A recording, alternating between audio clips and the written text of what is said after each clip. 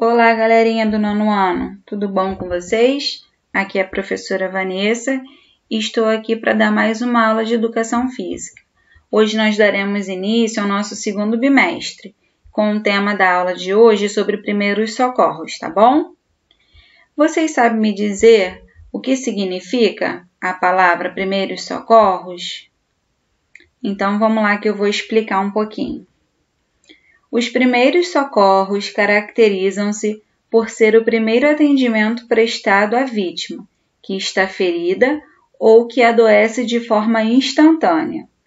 Eles são utilizados para identificar as diferentes situações de risco de vida de uma vítima e quais ações devem ser realizadas para que permaneçam os sinais vitais e no melhor estado para a espera de um atendimento especializado. O profissional em atendimento de emergência recebe o nome de socorrista. E o que acontece quando as vítimas não recebem um socorro devido? Com relação à omissão de socorro. Então vamos lá que eu vou dar continuidade e vou falar um pouquinho sobre isso. É importante saber que a falta de atendimento de primeiros socorros e a omissão de socorro eficiente são os primeiros motivos de mortes e danos irreversíveis a vítimas de acidente. Os momentos subsequentes a um acidente, principalmente as 2 primeiras horas, são os mais críticos e importantes para garantir a recuperação e sobrevivência das pessoas envolvidas. No nosso artigo 135 do Código Penal Brasileiro, deixar de prestar socorro à vítima de acidente ou pessoas em perigo eminente, podendo fazê-lo, é crime, mesmo que a pessoa não seja causadora do evento. No entanto, deixar de prestar socorro significa não prestar nenhuma assistência à vítima. Uma pessoa que solicita os serviços especializados já está fazendo seu papel de cidadão, providenciando o socorro. E você sabe como chamar o socorro em um acidente? Basta ligar para o SAMU, ou o bombeiro, ou até mesmo para a polícia.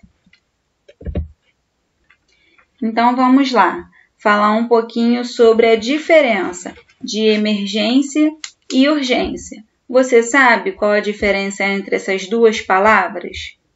Então, são palavras bem parecidas, mas possuem conceitos diferentes. A principal diferença entre esses 2 estados é que emergência apresenta ameaça iminente para a vida do paciente, ou seja, quando existe o risco de morte, enquanto a urgência é uma ameaça em um futuro próximo, que pode vir a se tornar uma emergência se não for solucionado. Na emergência, o paciente necessita de assistência médica imediata, pois a situação implica em um risco iminente de morte.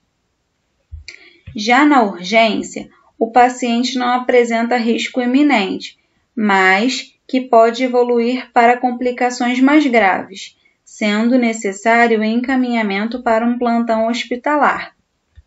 Aqui no vídeo tem alguns exemplos, então vamos lá. Emergência, algum sinal, algum exemplo, choque, parada cardiorrespiratória. Em urgência, fratura, dores abdominais. Os pacientes mais graves serão atendidos primeiro. O que acontece? Quando uma pessoa, uma vítima de um acidente ou com dor chega a um hospital, ela recebe uma pulseirinha que determina o nível da gravidade daquele problema, daquela doença ou daquele acidente.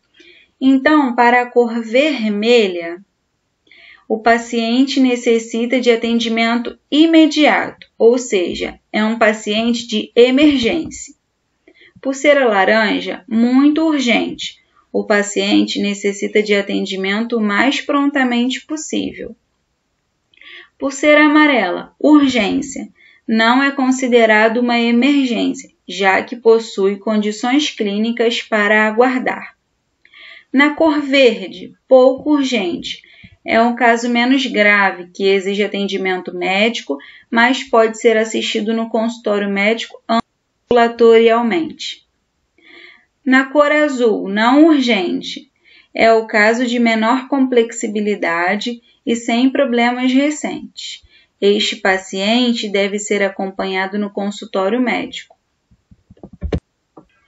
Vamos falar agora sobre os cuidados com primeiros socorros. O que a pessoa ou o socorrista tem que fazer assim que chegar até a vítima?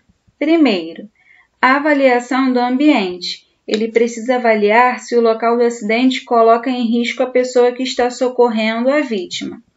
Ou seja, a pessoa que vai socorrer a vítima não pode dar prioridade àquela pessoa que está ali. Primeiramente, ela precisa se preocupar com a própria vida. Então, ela precisa avaliar se, por exemplo, um acidente de carro, se não existe combustível, ou então para que esse veículo não possa pegar fogo, entendeu? Ele não pode se transformar em mais uma vítima. Então, por isso, ele precisa avaliar o local. Verificar o estado de consciência da vítima, para ver se ela está respirando, para ver se ela responde aos comandos verbais. Normalmente, o socorrista, quando chega para prestar atendimento, ele se identifica, pergunta o nome da pessoa, para justamente avaliar como está a consciência daquela vítima. Sempre agir com segurança. Não oferecer qualquer alimento ou bebida. Ligar para o SAMU, polícia ou bombeiro, caso a pessoa que esteja fazendo o atendimento não seja um socorrista. E acalmar a vítima. Vamos lá. Protocolo de atendimento ao trauma. Em 2018, houve uma alteração. Por quê? Antigamente, o protocolo de atendimento ao trauma seguiam as regras do ABCDE da vida. E agora foi incluído um X. Então, vamos lá para as explicações. O XABCDE é um padrão de atendimento inicial ao paciente e define prioridades na abordagem ao trauma, no sentido de padronizar o atendimento, ou seja, é uma forma rápida e fácil de memorizar todos os passos que devem ser seguidos com o paciente.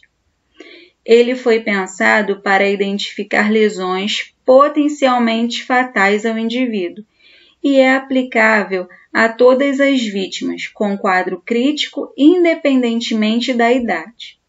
O protocolo tem como principal objetivo reduzir índices de mortalidade e morbidade em vítimas de qualquer tipo de trauma. Então, vamos para o significado. Letra X significa exsanguinação, contenção de hemorragia externa grave. Como está escrito aí, hemorragia e sangramentos graves. Letra A, vias aéreas e proteção da coluna vertebral. Deve-se realizar a avaliação das vias aéreas. Na letra A, também realiza-se a proteção da coluna. Letra B significa ventilação e respiração. O socorrista deve analisar se a respiração está adequada, a frequência respiratória e inspeção dos movimentos torácicos. Na letra C, que significa circulação, com controle de hemorragias.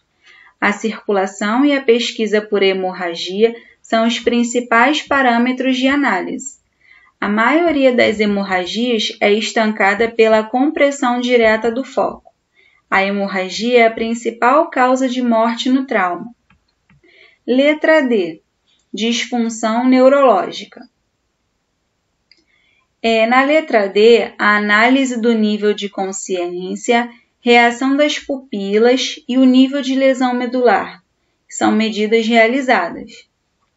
E, por fim, na letra E, a análise da extensão das lesões e o controle do ambiente com prevenção à hipotermia. São as principais medidas realizadas.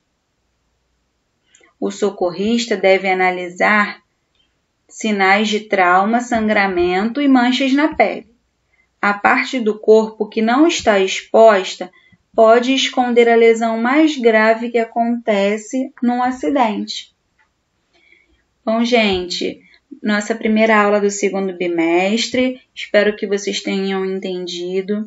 Qualquer dúvida, qualquer coisa, podem entrar em contato comigo aqui pela plataforma. Estou sentindo falta da interação de vocês, poucos alunos reagem à aula e eu preciso que vocês me deem um feedback para saber se está tudo bem, para saber se vocês estão entendendo, tá bom? Aqui na plataforma também vai ficar todo o conteúdo por escrito. Então, falo com vocês na próxima aula, ok? Até mais!